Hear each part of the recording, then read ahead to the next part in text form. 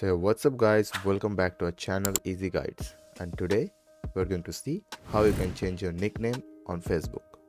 So at first you have to click on these three dots and you have to go on settings.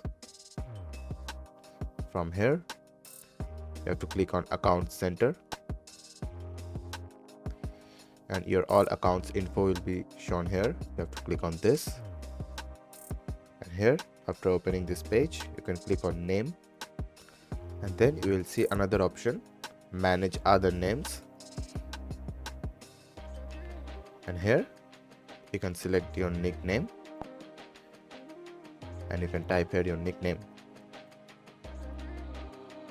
So it's that simple. Then you have to click on show at top of the profile and you have to save. After this, the name will be highlighted on your Facebook profile. So thank you for watching this video. I hope this was helpful. If you liked the video, then please don't forget to subscribe and press the bell icon.